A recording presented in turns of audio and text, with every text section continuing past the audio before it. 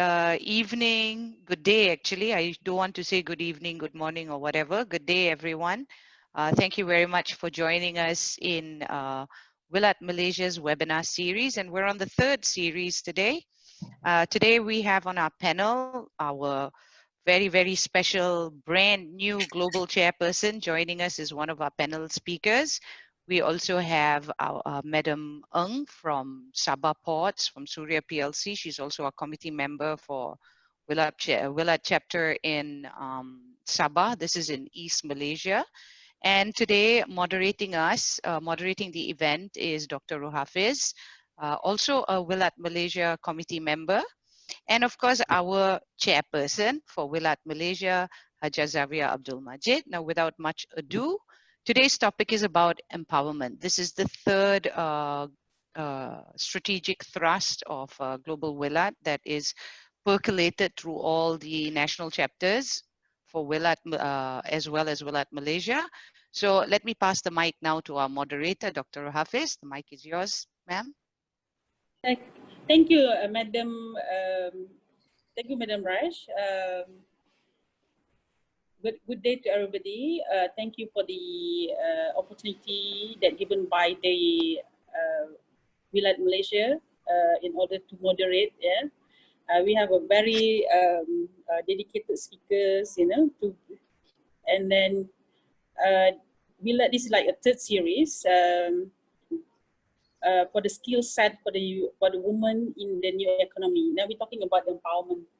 Nowadays we have a lot of empowerment, and achieving gender equality is essential for our society. So we want to see where the woman can contribute to the nations in terms of the business, in terms of the transport, logistics, and many things. And then we can see the high proportions of the woman, like a young lady, enter to the transport and logistic market. So this is the opportunity to us to make sure the empowerment can be delivered, in the great manners. So let me introduce the speaker by today, Puan Zawia Abdul Majid, WiLAT Malaysia Chairperson, WiLAT Global VC Southeast Asia. And the second speaker is Madam Gayani de Alwis, WiLAT Global Chairperson. And the third speaker is Madam Kiat, Group MD for Suria Capital Holding Berhad, very experienced in terms of the port management and as well as the WiLAT member Malaysia committees. So let me, we share the interesting topic today. So I would like to call upon Madam Zawia to introduce herself to the discussion. Over to you then. Yeah, okay. Assalamualaikum everyone. Happy day. Yeah. We are very grateful to be with all of you today. Yeah. So honorable guests, respected CILT members, and all my dear friends. Okay, today we will have our third series. Thank you to our Madam Reshma, Queen of WiLAT webinar, yeah, and thank you to Dr. Rohafiz, our moderator, and also to our great speaker, inspiring ladies, that is our global WiLAT chairperson, as well as Madam Madam Gayani de Alwis. She's very popular in CLT, yeah.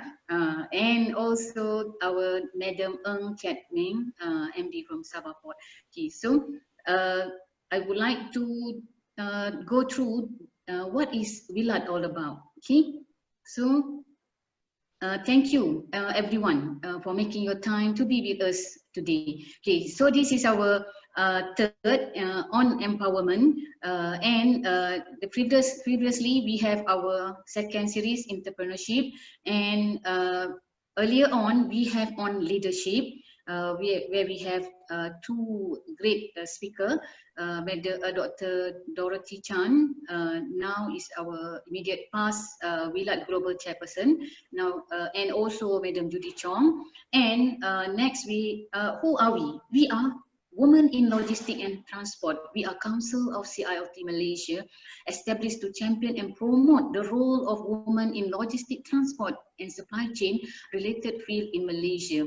So it is a part of global network of CILT national chapter in 21 countries and more to go, inshallah. So we promote the status of women in logistics and transport to bring together those to support the talent and career development of women, and to provide the support network and mentoring opportunity for women in the sector. So we have 4 trusts. So this is the 4 trusts: mentorship, empowerment, leadership, as well as entrepreneurship. So I always mention that the most powerful ship is the relationship. Yeah. Okay. So next we have this is our global structure, where we have from the CILT, the Chartered Institute Logistics and Transport, the President and the International Council, patroned by Her Majesty the Queens, and our vision. And we have here every year we have our ICM. Okay, next slide.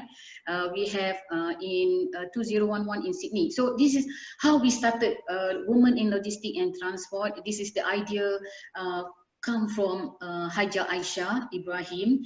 We started in ICM, the idea, and then 2011 in Sydney, Australia. There it goes until last year in Manchester. So supposedly today, this year we have in Perth, Australia. However, due to the pandemic, so we could not meet up face to face. But we are active in online. So this is how we started in Malaysia. In Malaysia, first we call it WILMAS, Women in Logistics Malaysia. However, global launching in 2013 in Sri Lanka. So everybody call it Women in Logistics and Transport. That is WILAT. Okay. So next we have, before I forget, best warmest regard from our International President T.S. Datuk Razak Malay, and also from our Malaysia CILT President Tuan Haji T.S. Ramli. Yeah, they couldn't join us, so they send warmest regard to all of us.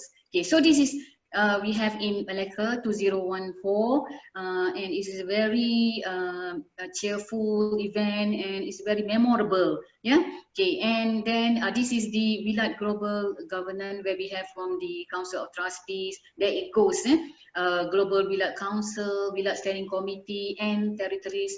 We have WILAT Malaysia, and this is the CILT Malaysia structure. We have from Penang, Terengganu, and inshallah more to go. Okay, so you can see this in our website. So in CILT Malaysia, we have council members, and then we have all these activities.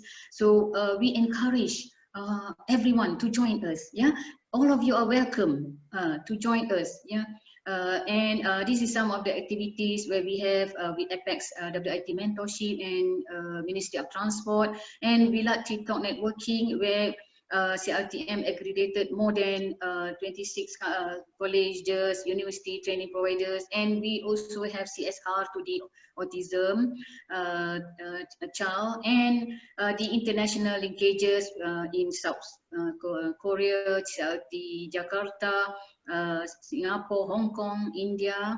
Yeah, and then we have also in linkages Mauritius, China. We have many events, yeah, in many countries. We are just like sisters and brothers. Okay, so WILAT, for WILAT, although women in logistics and transport, actually WILAT is for all of us, even for men. And men, we don't call WILAT, but we call friends of WILAT. Yeah. Okay, so we encourage all of you to join. So this is gathering in China. They have every year.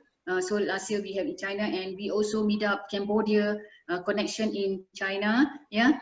So hopefully we'll have in Southeast Asia more women in logistics and transport, and also for WILAT. And this is where I have the opportunity, they call a speaker to talk about halal logistics, where I am appointed trainer for this halal logistics. And we have invitation from CILT India. Yeah, and this is last year. It is very as you can see, all the faces, the smiling faces. Yeah, we are all like brothers, sisters, one big family, a happy family. Yeah, when we meet up, as though we don't want to miss everyone. Yeah, so this is us, the Chartered Institute of Logistics and Transport, Women in Logistics and Transport. So happy webinar. So we have another one more trust to go. Yeah. So on mentorship. So see you again. Thank you. Happy webinar together.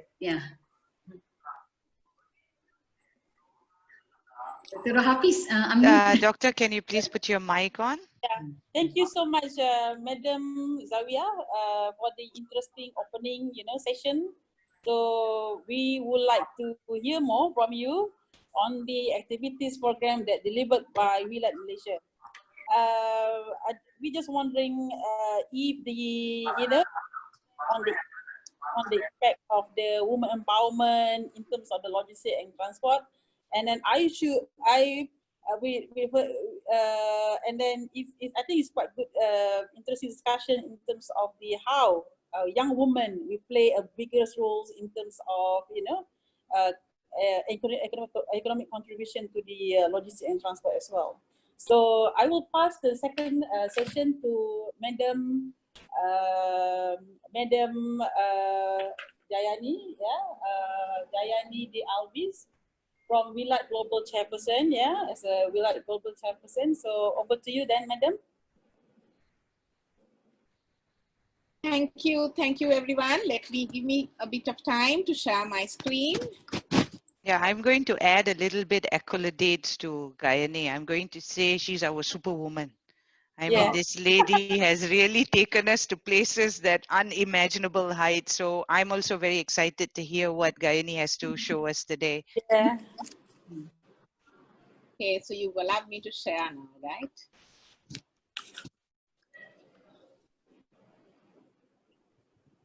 Reshma, you can see the screen now? Yes, I can see the screen, but we're seeing your desktop. You want to pick the window with your PowerPoint. Yeah, I just do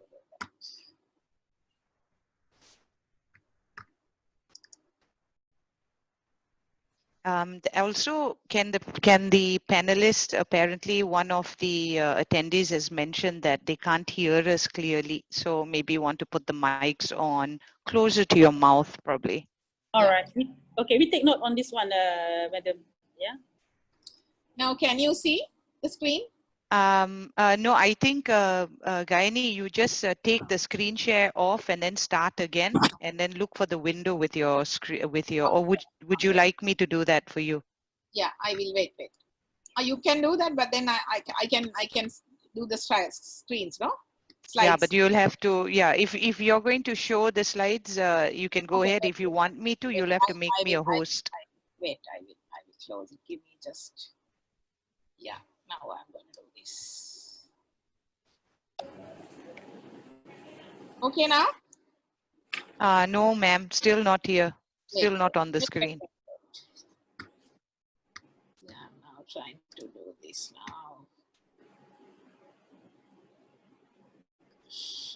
Okay, yes. Perfect. Just go to the, excellent. You're on, ma'am. Sorry about it. Sorry about the small hiccup. Good day to everyone in customary Sri Lankan style. Since I'm a Sri Lankan, I'll say Ayubowan. Ayubowan meaning may you live longer. That's very important in this chaos that we are in these days with COVID pandemic. Anyway, Assalamu alaikum. I hope I pronounced it properly. To all my dear Malaysian friends and any other international WiLAT CILT who are tuned in today. It is a privilege for me, this being my first webinar as I undertook the new role as the Global WiLAT Chairperson. I'm really happy and privileged to share my thoughts on one of the key important strategic thrusts of WiLAT. So today's topic is women empowerment. It's a very broad area, like Zavia mentioned as well. WiLAT is focusing on these 4 strategic thrusts. As you all know, she mentioned briefly, WiLAT is the Women's Forum of the Chartered Institute of Logistics and Transport, and we are a very young organization. We set up our global organization on in 2013. So we are 7 years old. When you compare with our mother organization, CILT, which is almost 100 plus now. So we as a young organization has been achieving great things. CMILT is present in 36 countries, and in the last 7 years, WiLAT together, collectively, all of us have expanded our reach to 22 countries now. So we all should be really happy about it. It's not a case of talking about gender. It is how we really want to expand and contribute to the global economy and in our own countries as well.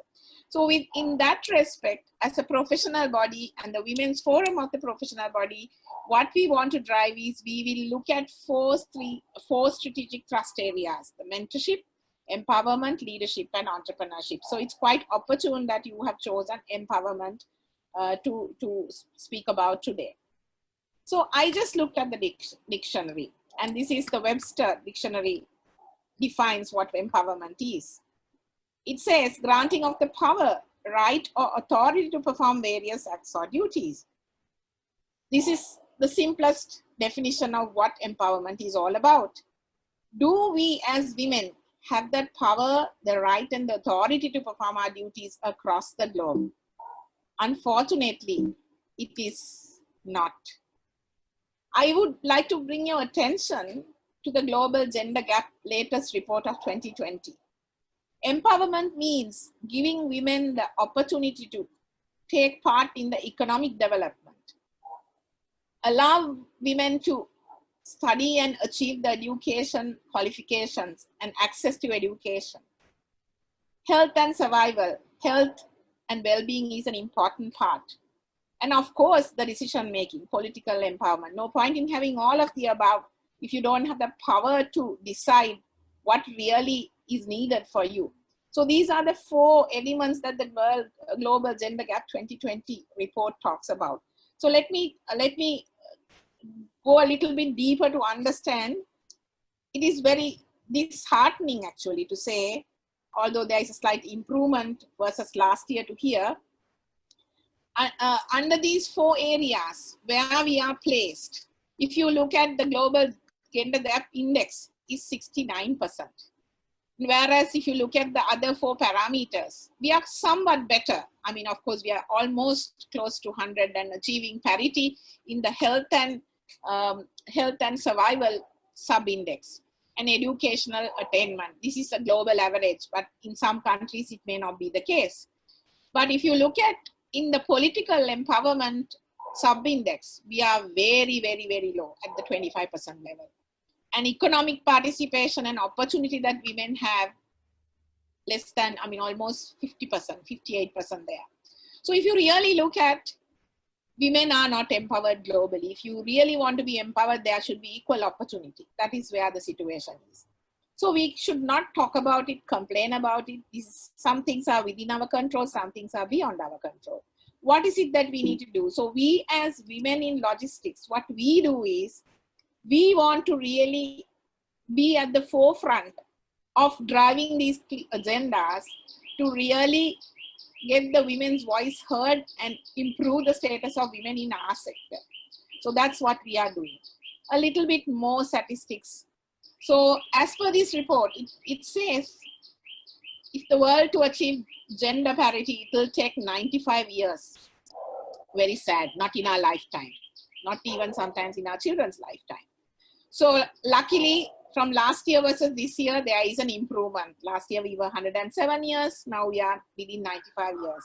So that is some good news. If you look at by the gender gap, the number of years to close region-wise, the best region is the Western Europe. It will take 54 years. Next is South Asia, which I belong to, 71%. Then you have Latin America and Caribbean. So you see the whole numbers. Unfortunately, I think Malaysia falls into East Asia and the Pacific, you're one before the last, 163.4. North worst is, right. So these are the figures, right? So, I mean, it's not, this is just a number. I'm just wanted to show you and show the impact and our action. We have a long way to go to achieve parity. So we cannot wait for 95 or 97 years for this to happen, but we need to make sure that we have to achieve that. So if you look at specifically, because if you want to really improve something, we need to really go deep into the figures.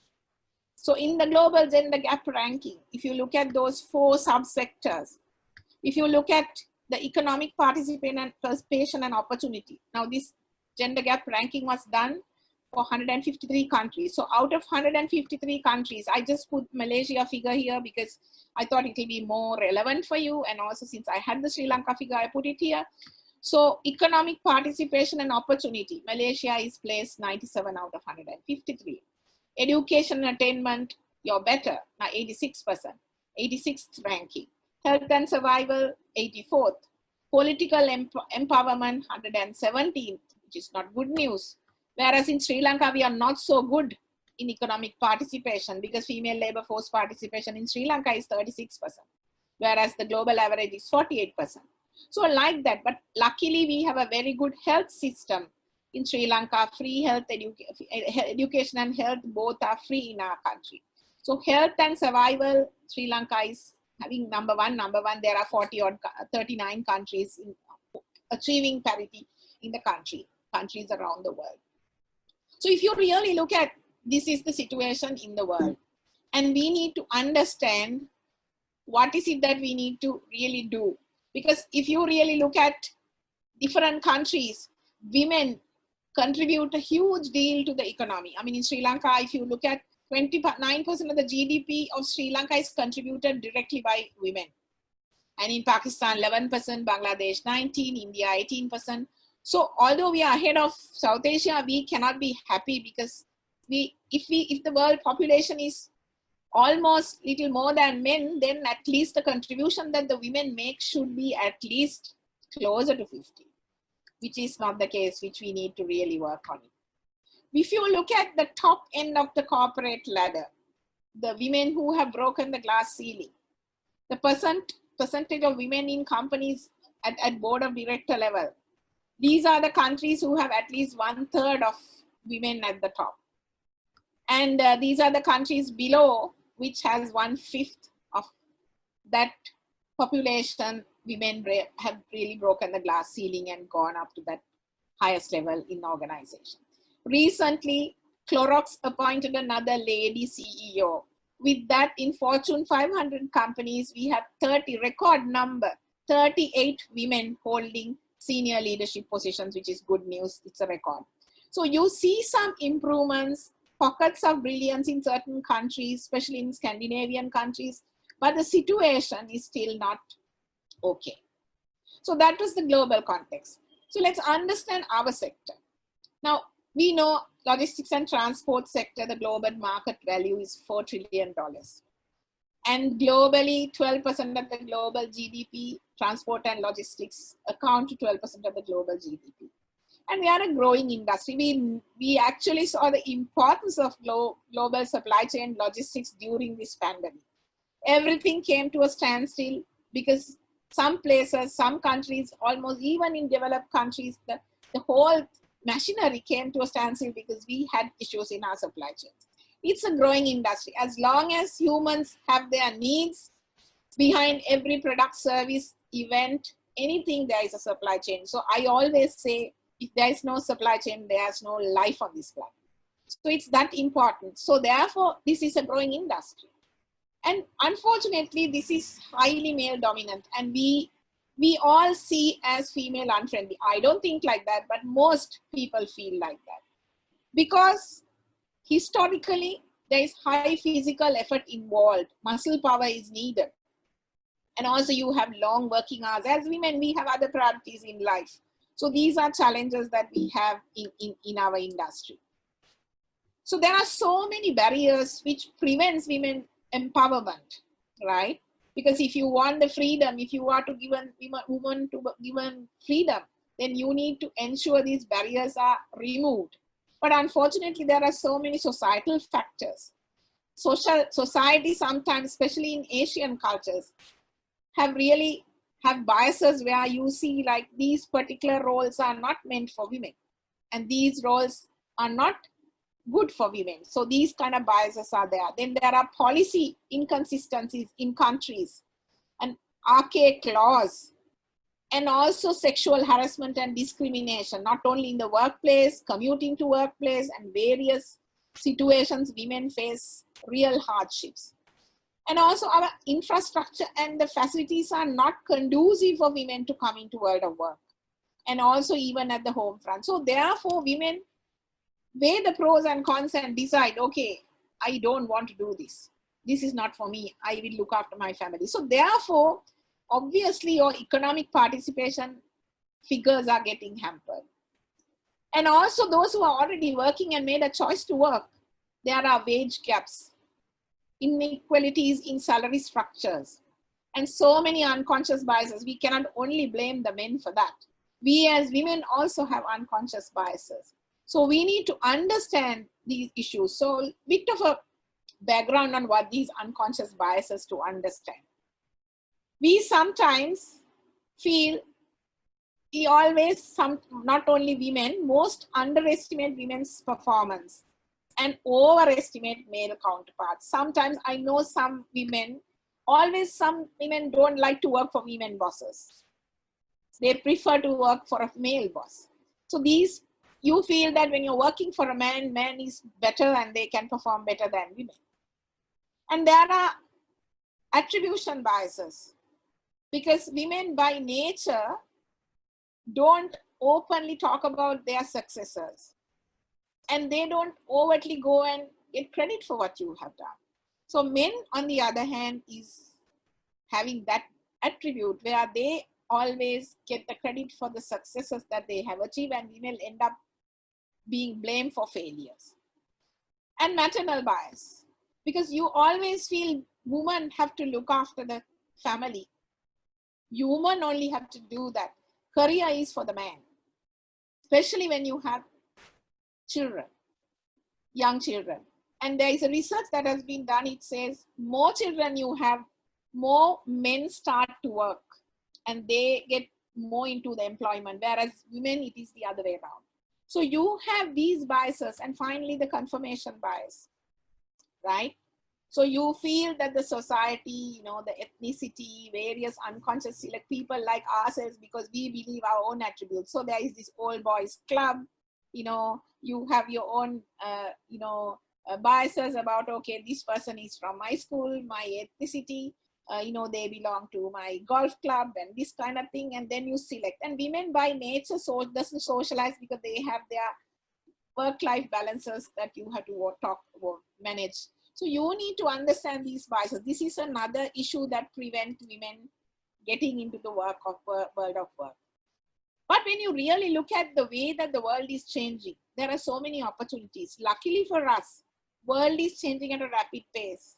The technology advancements in all the areas, specifically in supply chain and logistics and transport, in our growing industry of logistics, and with automation and digitization, has become a great equalizer for women. And now more and more jobs that the men used to do or the humans used to do is getting replaced by machines. So therefore, you cannot replace the relationship building, the dealing with people, that kind of attributes, using machines. So I remember Jack Ma, when he was interviewed some time ago, he was asked in his organization, Alibaba, they have more than close to 50% women in the organization. And the question was asked why he always promotes more women. What he said was, most of the purchase decisions are done by women. And machines can be replaced with repetitive tasks, can be replaced by machines. But dealing with people, women has this innate ability of the motherly instincts, the caring attitude. So it's not the emotional, women are very good at emotional intelligence, EQ. But now what is required is the emotional intelligence plus the love and care. So women are very good at that because of the maternal instinct. So by having more women in my organization, we are going to benefit. So it's not something that I have given like that. It's what is required for the organization and for the market. That's what I'm doing. So it's very true. So he coined a word called LQ. IQ is moving to EQ, emotional intelligence. LQ is the emotional intelligence with love. That is what women possess, and that is what you need to really talk about. So what is it that we can do to empower women? We have to look at how do we really empower women through economic participation, political participation, education attainment, and health and well-being. So we need to look at what we do. I mean, from a WiLAT point of view, I'm going to talk about it so that it is easy for us to relate in our industry. We have already identified mentoring as a strategic thrust, because we know it is important for us to give a helping hand to somebody who really is at a very early stage of their career. And even when you're at a mid-career level, you need to, hold hands, give actually guidance for them, the person to go and break the glass ceiling. And we need to have role models, because everybody has a different story. There is no one journey that everybody has followed. You may have a goal in life, but there are many journeys that you can follow by learning from each other, to achieve your goal in life. And knowledge sharing webinars like what you have done is very good thing, because then you learn to hear from others what you can learn from them. And I mean, we cannot go on this journey alone. We have to look at male supporters. UN Women has already started an initiative called He for She's. Male advocacy is very important. You cannot go on a journey with women alone. We both give a different skill set to the table. So we need to work together. It's complementary. So UN Women has set up women empowerment principles. So I'll come to that. And we need to also look at women-friendly policy adoption in our countries globally. And sometimes I am not a strong believer of this, but until you get the critical mass, you need to, unless you have women at the senior level, you will not be able to get support to get more women to the organization and support women empowerment. So mandatory board positions, quotas are some of the things that you can really look at. So I spoke about He for She's. So UN Women in 2014, Emma Watson is a brand ambassador for that. They started this He for She program where they identified the impact program called 10 by 10 by 10, where they identified 10 country heads who are supportive of this initiative, 10 universities, 10 countries, and 10 corporates. They identified these organizations and then drove this initiative. So far, I think I couldn't check the latest figure. So far in the global arena, 1,000 odd CEOs have signed up, because they all have pledged and said, yes, it makes sound business sense. Yes, it will increase our talent pool. Yes, it will sharpen our competitive edge. Yes, it will help us to foster sustainable development goals, and it will all benefit us all. And it's good for business. And that's what we did. So this is what we did in Sri Lanka some years ago, getting everybody to come on board to support us. So for WiLAT point of view, this is what I used to advocate, and some countries have adopted as well. So you started at an early stage to mentor. If you want more women to be empowered, you need to guide them, coach them, take them along the journey. Then you also on the way start working with men, He for She advocates. That's what UN Women organization who's talking about, right? Then once you get more men on board, because WiLAT is good at having women, WiLAT friends. So males also can come on board for us, right? And then we get the CEOs in organizations to support the women empowerment principles. And then you can always motivate these people who are really supportive in this agenda by having some recognition program like He for She Awards.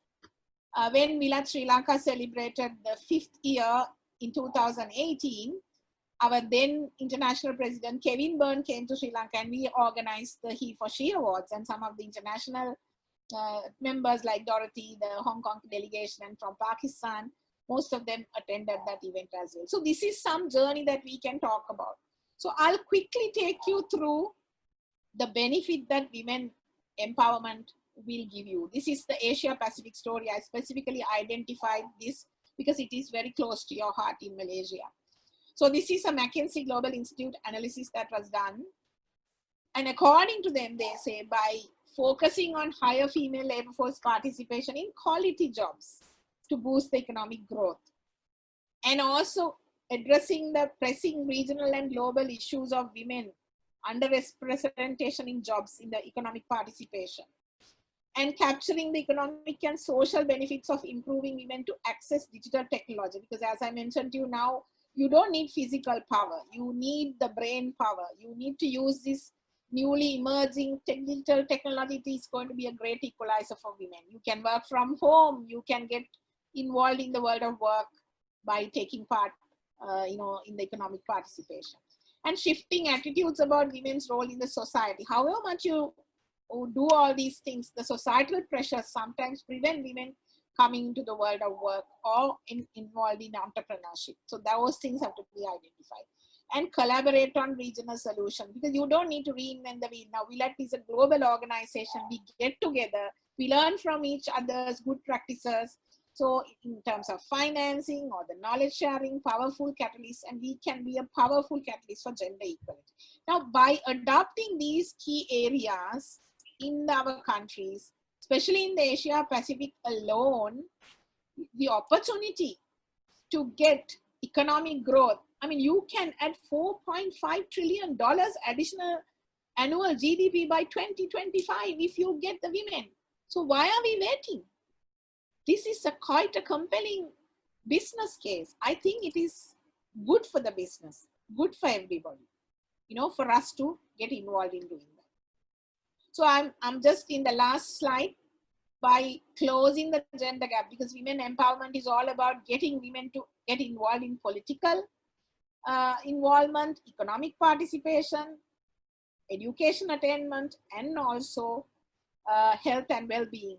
By closing the gender gap, the global GDP, earlier I spoke about the Asia Pacific, global GDP will increase by an average of 35%, with a full 20% of those gains coming from increased productivity due to gender diversity. Because your skilled workforce is getting increased now, therefore you have that benefit coming to you. And when women work, they invest 90%. This is not anything. This World Economic Forum says this, and also a lot of research has proven that 90% of their income based on their business into the health and education of the families. They put it back. As women reach their full economic potential to bridge this gender gap locally, there is an estimation of $28 trillion in global GDP by 2025. Now, this is equivalent to combined economies of US and China. It's such a powerful business case. Therefore, it's a no-brainer. Women empowerment is something that we all should drive for, right? So therefore, I'll end up with this. And it's all up to us. You're what you are because of the choices we have made. So if you want to change your destiny by making the right choice, you need to really start working on it now. Because if you want a different outcome, you have to make different choices. Like Einstein said, you are insane by doing the same thing if you expect the same outcome. So therefore, we have to conquer our mind. We need to change our attitude, because attitude always impacts the outcome. So no point in blaming the politicians, no point in blaming the men, no point in blaming the system. I think it's up to us. I am a strong believer of conquering your mind, do what you can, then we will have a critical mass, then we will be an empowered lot. So thank you very much. I would end up now. I hope I was within the time. I think I would have overstepped a little bit, but let me ask the questions later on if the audience have it. Thank you very much. All right, thank you so much, Madam Gayani. Is a very strong, what you call strong leader, woman leader in Sri Lanka. And I noticed that they have like 3% women representation in Sri Lanka in terms of the logistics and transport, right? So I think it's less than 3%. Yeah, some of the journal said they have like, I think we have a lot work to do in terms of to create the awareness of the woman, the young woman, that's why we established the WiLAT, in order to do that. I think the most interesting point is the culture. The culture, and then we are women, we always compromise when in terms of when working sector. There's a compromise between the men and the women. So there's a gender issue. Is one of the biggest barrier. In terms of the management level as well. But it's depend on we agree. It depend on us, by the way, how we can deal with things. Right. So. Thank you for the very interesting, sharing. So we will back to you. And I've noticed they have a question here, and then Doctor, can we take the questions after Madam Yeah. Ng gives her presentation? And Gaini, can you please assign the host again? Yeah, and then all right. So and then I will give the session to the third speaker. Madam Kiat from the Suria Capital Holding Berhad. Madam is a very, very prominent figure for the Sabah port. I think they have a well-versed experience for the port management as well. Over to you then, Madam. Thank you. Yeah, just a second. Madam Ng would want to share her screen, so I will wait for Gayani to reassign us, or maybe Gayani, you can assign Madam Ng as the host. All right. Wait, I think I cannot see that screen. Take me through the process. I forgot. All right, just go to the participant sidebar, go to the panelists, yeah, and then see the panelists you want to assign as host and just assign them. Anyway, that was a wonderful piece, Gayani. Excellent insights you have given us. Change host. I try to give it to everybody. Otherwise, all Okay, it's perfect. Madam is on. Doctor, the floor is yours again. All right, over to you, Madam Ng, for the third session. Thank you so much.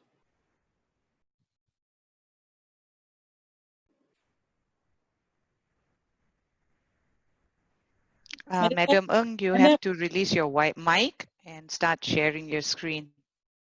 Yeah.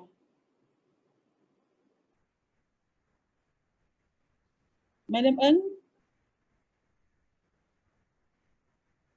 turn off.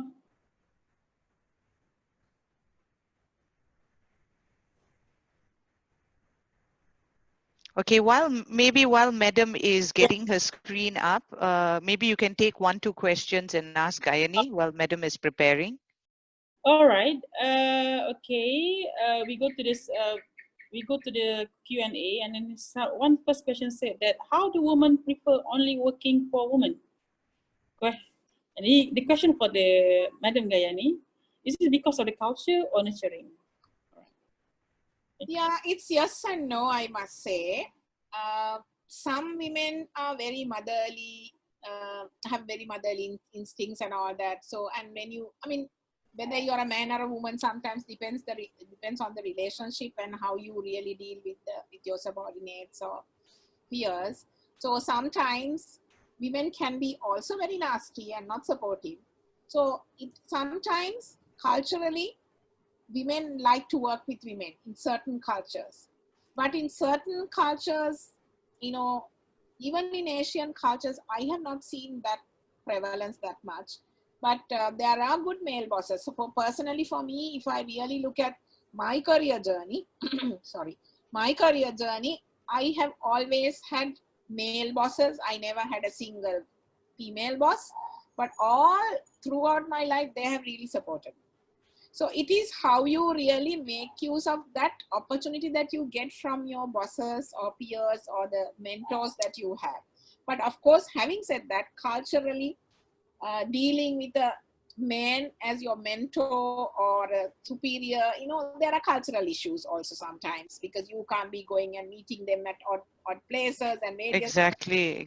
You will get the issue where they might come up with stories about you with them and all that. Yeah, our Asian culture. Yes. Otherwise, that again, you can select neutral locations in office without going into that to overcome those. There are ways and means to do that.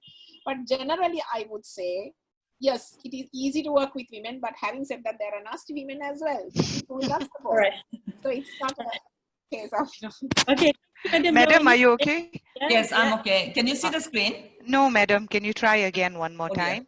I thought I shared. Hang on a minute. Just click the share screen and see whether it happens. I thought I'd done that. It's not there yet. No, Not ma'am. yet. Not yet. Okay, So it's interesting to see the number of participants building up. Yeah, some Q&As have come in Can you see also. now? Very good. Yes, ma'am. Can see. You just Okay, have to open your file. okay, good. All right. Can you see the screen now? I can see the screen, but actually what would help is if you open that file, because on the screen we see your file, but it's unopened. Oh, okay. You just open it before you share the screen. Then when you open the share screen, you can pick the window. Okay, okay. I will probably just open it first. Because when it comes to, while you're doing it, ma'am, when it comes to, like, you know, women empowerment, a lot of issues we have with regards to cultural issues. We also have women. I would just take my mother, for instance. Just a couple of days back, she was telling me, you know, my mother told me, which is my grandmother, my mother told me that if a woman starts working, the husband becomes lazy. So, you know, you get this kind of mindset around. So how do you deal with that? Yeah. Okay, Okay, is I my think screen Madam okay Ng now? is Sorry. ready. Yeah, Madam, you're ready. Go ahead. Yes, you can see the screen now. Yes, yes, yes. And the sound okay? Yeah, Yes. yes. Okay. Shall I Yeah, just open start? the- Yeah. Yeah, yeah. Yeah, good day, everyone. Good day, everyone. To all the distinguished participants, ladies and gentlemen, thank you, WiLAT Malaysia, for the invite to speak. And it really gives me great pleasure to be here to share our experience from Sabah Port's perspective. And in fact, within the group, we don't have so much of gender, issue. And I hope my sharing today can be of some hope and encouragement for some of our young, aspiring young female leaders out there. Yeah. Before I talk about anything else, I'd like to quickly touch on some background information of our group by sharing some corporate information. Yeah. Actually, Suria Group, as we call it, Suria Capital Holding is the holding company, which is a listed company on Bursa Malaysia since 1996. And we are in the sector of transportation and logistics. And state government of Sabah remains the 51% shareholders in this company. And of course, our principal business will be in the port operations. And this is a corporate structure whereby Suria Capital Holdings is the holding company. And of course, we have the port operation as the core business. And the other subsidiaries were set up during the privatization time to support the port services as the ancillary services. And in terms of other Suria other major projects, we are also in the cruise and tourism related development. There are 3 pieces of development which are undergoing at the moment at the right in the city center of Kota Kinabalu. The Jason Key, out of which the first phase is already started and almost completed. Then we have the one Jason waterfront, and the third one is International Cruise Terminal. All these actually areas are actually in the old port, KK port area. If you've been to Sabah, KK, the old port area is actually used to, the vacant land used to be actually the container port operation. After privatization, actually we built the port in Sepang Bay. We moved the containers operation away and thereby leaving the land vacant for redevelopment actually. So the redevelopment is in progress right now. In terms of other development, we have got the Sabah International Convention Center in the vicinity and also a piece of land for hotels to support the convention center. And for us, our 3 developments projects are in the vicinity of these 2 developments.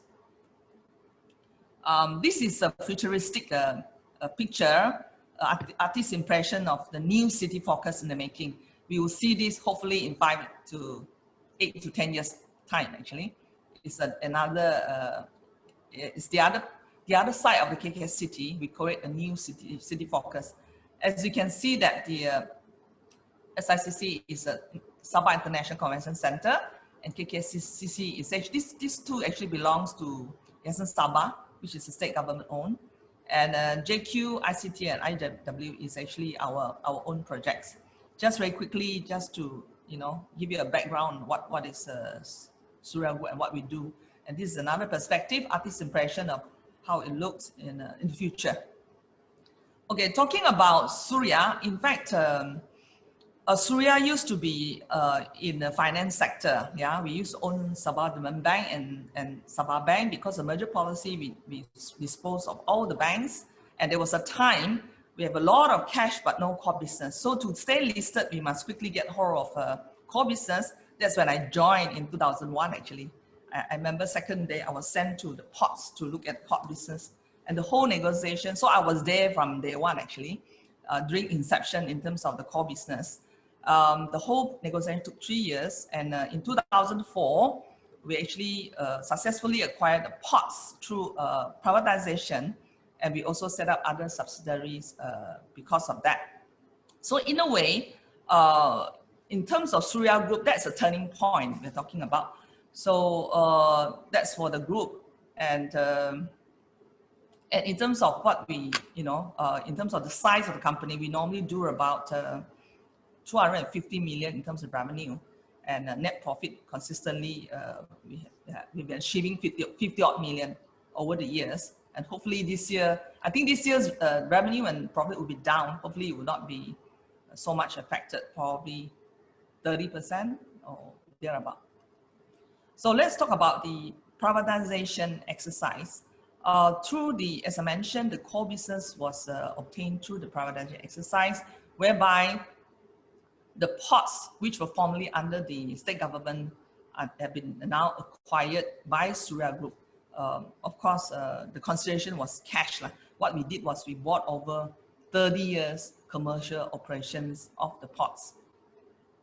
So that's for Suria. For Suria, through the privatization exercise, Suria has been transformed from a financial institution to a mandated operator of all seaports in Sabah in year 2004. Just for the information for those outside Malaysia, to just tell you where we are actually part of Malaysia. Sabah is actually East Malaysia. We are the second largest state in whole of Malaysia, and of course neighboring countries will be in the Philippines, Indonesia, Singapore, and the others. Yeah. And with the privatization exercise, all those ports, as mentioned, under the state government then, are now under a new company by the name of Sabah Ports and Berhad, which was incorporated way back in 2004 to take over all the ports in Sabah. So you can see the map. Actually, why we have so many ports? Because you look at the Sabah, actually in the middle of the state is big mountain, mountainous terrain, and sea. Transport remain as important mode of transport. That's why we end up with so many ports throughout Sabah. So in a way, Sabah ports is in a very unique disposition in a sense, different from the other Malaysian ports, because normally people just do one port. But for us, we are actually the operator of all 8 ports in Sabah, and all these 8 ports are under one management. Yeah, and also under one regulatory body. Since 2014, of course, when we first privatized, we inherited all the old ports infra.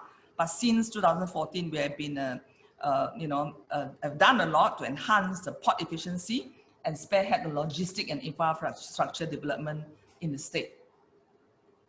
So talking about from the ports perspective, for those who were in government before, there's a big change. Yeah, we're talking about change management because we inherited about 800 over people, from the government to be injected to Sabah Port Berhad for the port business. So it's a big change from a government to a private entity. So in terms of what we have now, instead of just serving the government, we are talking about there are quite a few stakeholders to take care in terms of the port objectives. So from here, we can see that the spirit of privatization, you can gauge by analyzing, in terms of interest of the stakeholders. So for the government, when they privatize the ports to Suria, of course, the main objective is to make sure we provide adequate and efficient port services. And that in terms of the delivery of port services and the development of the new facility will be now undertaken by Suria. And of course, Suria is actually, who are the shareholders? The shareholders, of course, 51% is actually owned by the state government. Other than that, we also have other shareholders in terms of 49%, whereby they expect Suria, to perform better, because the performance will now, evaluated against the light of other listed ports, other listed ports, and for that's why in terms of the emphasis for Sabah ports now to be operated as a commercial entity is very important, because of course when they invest money in the company, they expect us to maximize net profit. But in terms for the port users, is another stakeholder we got to take care, because port user will expect to receive good quality services for the price that they pay, and then we have to make sure they are satisfied to ensure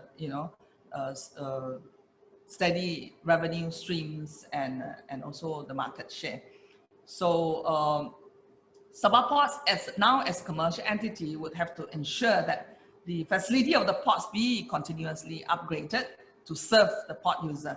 So in terms of people of Sabah, as Sabah is highly dependent on good shipping lines to ensure that the transportation costs do not unnecessarily rise, or raise to cause the cost of goods to be more expensive. So it's important that we remain efficient to help to control the overall transportation costs. Yeah, and also beside that, the overall beside the improvement in the port efficiency and capacity, will also encourage investors to invest in Sabah. And with the multiplier effect of all this investment, the people of Sabah will stand to gain from the economy, better economy, and also better employment opportunity and a more robust, economy. So in terms of the employees, as mentioned, there's a big change there. But of course, when we first took over, it's expected that the employees would be a bit insecure because of the imminent internal reorganization, new policies, procedure, introduction of new technologies and performance evaluation. And also, so it's very important that we will have to manage all these, the employees, to ensure that, to also make them understand that the changeover would be mutually beneficial. And also the new approach and the flexibility of the privatized entity will provide every opportunity to further optimize the skills and potential within the workforce to create the new strengths which are necessary. And we have to make the workers, the employees understand that there will be opportunity to develop new skill, and as the business develop and new technologies introduced. Another important point is, of course, profit sharing, which is a common feature of privatized enterprise, whereby the employee stands to benefit from the sharing of rewards in the form of bonuses and improved terms of employment. And also there would be opportunity also to participate in the share option scheme, which is normally practiced by listed co. And I can say that we already, I think, benefited from that part, because we did, we did implement this scheme in 2018 actually. So very quickly, just to sum up. So in terms of the private, as mentioned already, as a private entity, we are expected to be self-funded, because whatever logistic and infrastructure development will be self-funded. There will not be a cent from the government now. So we have to really earn our keep in that sense. We have to be efficient, we have to manage our resource properly, and also in terms of the financial performance have to be gauged all the time by the shareholders, investors. As mentioned, these are all the expectations by all our stakeholders. So as you know, the port industry is actually a male-dominated industry. So we are talking about how, so actually in terms of Suria Group, we don't have so much issue in terms of the gender diversity. So this is a slide that shows the gender composition in Suria Group workforce in year 2019, last year. We've got about 1,000 or 1,100 over employees throughout the states, and out of which about 19% are actually females, whereas 81% are males. But I'm glad to say that in terms of women in management, it actually far exceed the what you call the standard, you know, in terms of the requirement 30%. I show you. Okay, talking about board. Actually, this is a slide that shows the old board. Way back from day one until 2015, the board members, this is Suria board, and as well as Sabah Port boards, actually are all males, dominated by males. And then for as far as Malaysia is concerned, the Security Commissions Malaysia actually, have this MCCG 2017, which require large company to have at least 30% women on board. Of course, we are not classified under large company. I'm glad to say that we already, taken action to actually far exceed the target that mentioned here. This is current board. Of course, the board has decreased in terms of size, but you can see that you have now 7 members on the board, and I'm one of them. And actually, I was appointed in 2016, and since then, 2 additional female directors, appointed. We have now actually about 40% women on board of Suria Capital Holdings, which is a listed co. Yeah. And I was actually made appointed as a group MD in 2016, as well as the MD for Sabah Ports.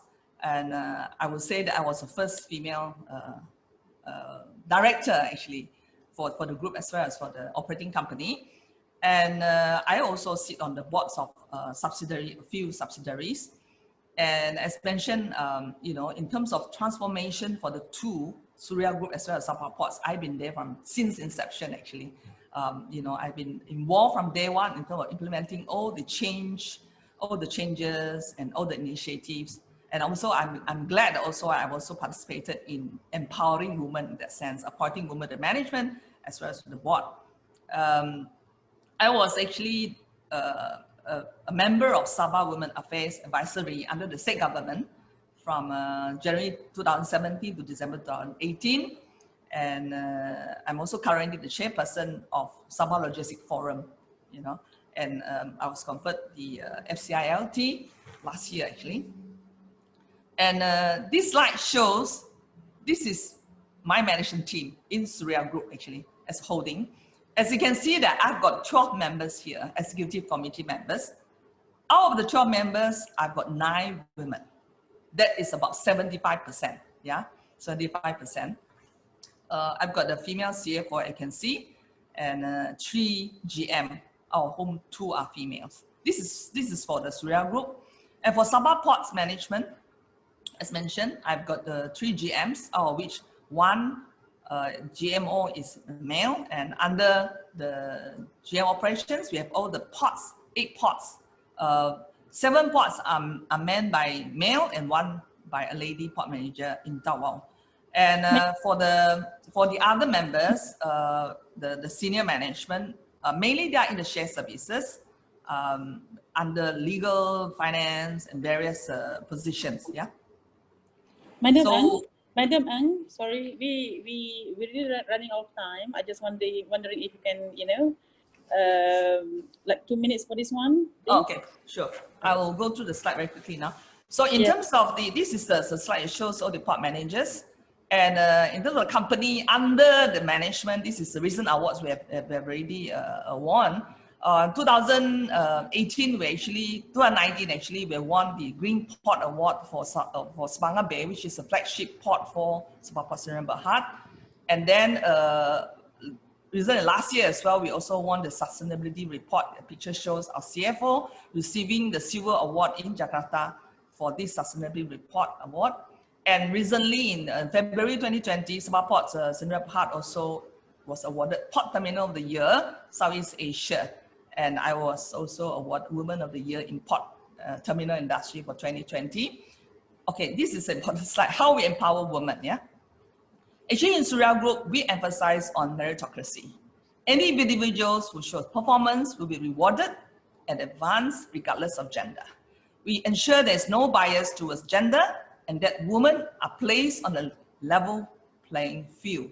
We give equal opportunity to women, recognizing the value women can bring to the organization, supporting women to drive changes, encouraging women to contribute views and thoughts, and also empowering women to participate in decision making, and giving women the power, control, and authority to act and execute. This is what we practice in the group, yeah?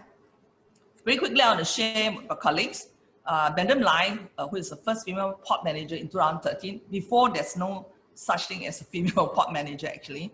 And she was there in 2013, 2018. Now she's currently one of the GM in Sabah Ports. And she's also the president of Sabah Women Entrepreneurs and Professional Association, SWEPA, current one, until 2021. She's also the honorary treasurer of CMILT Malaysia's Sabah section. So this is Siti Noraisha Azizan. I'm sure some of you know her. And she's the GM Corporate Services since 2012 and recently appointed as ED of one of the subsidiaries. She's chairperson of CMILT Sabah chapter and also WiLAT for Sabah chapter. Currently, the vice president of IIPH, Women Forum for Asia ASEAN region, and used to be the chair for IIPH previously. So for some of my last slides will just have some quotes to encourage women. Have faith in your journey. Everything had to happen exactly as it did to get you where you're going next. And also there's no force equal to a woman determined to rise. And from Michelle Obama, and she says there's no limit to what we women can accomplish. And with that, I conclude my presentation. Thank you. Thank you so much, Madam Ang. Very inspiring presentations as well, and then we have a lot to learn many things when we're talking about the women empowerment. So I'm just wondering if one day we can collaborate together in terms of the looking for the key success factor for women. Yeah, and then because you are the what you call the Iron Lady of the transport and logistics, so we should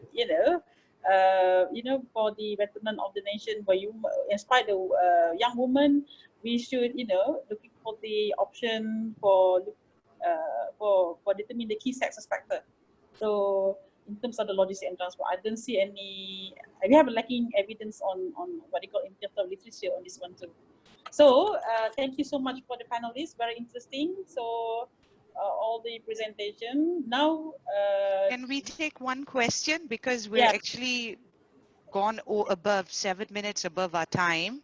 Yeah. So maybe we can ask both our speakers to share their insights on this one question that I find is pretty important about women who have retired, and how can they share or be how can they contribute? What kind of a platform is going to be available for these women who have already retired, who have all that knowledge to share?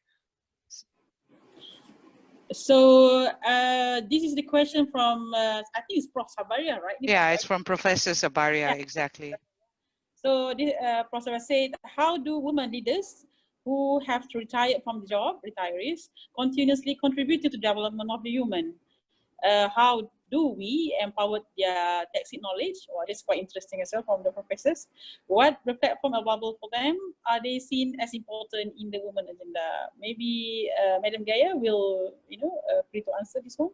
Thank you. Yeah, I think that's a very good question. I think that shows that lady who asked that question really has, willing to share her knowledge. Not many would always, after retirement, would like to do that, spend their time.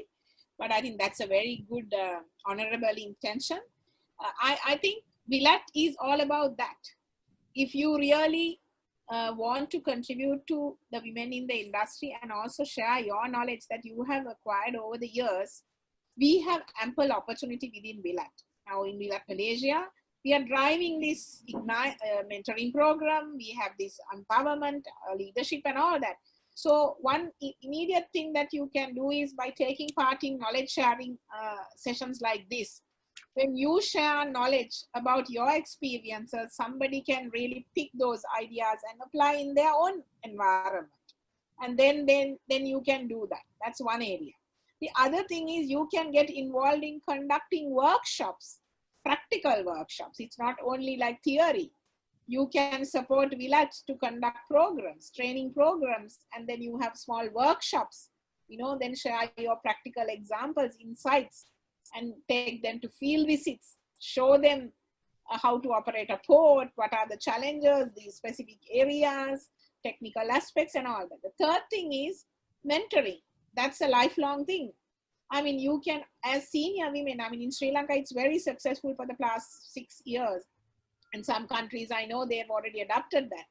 You know, if you follow mentorship program very rigorously and very well, the senior ladies who have acquired so much knowledge from the industry over their career journey, they can share their knowledge with the young girls and boys also, not only females.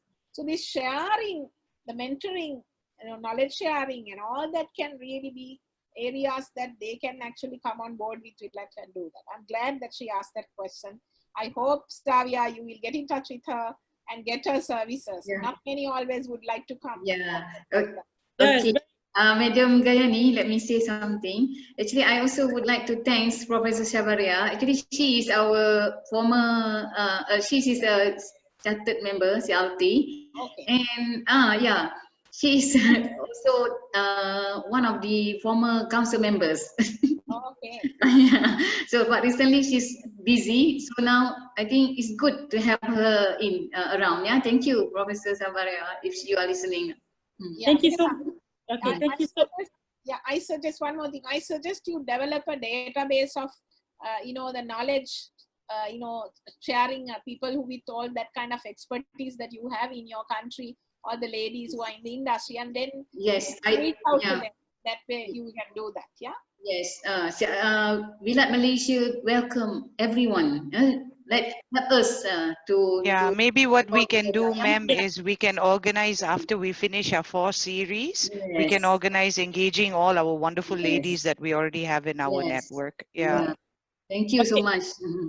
Can I make a comment on the retired woman suggestion? Yes. Yes, please. Okay, in my opinion, I would think that nowadays we are talking about what diversity, not diversity either in terms of gender or from different disciplines, good mixture.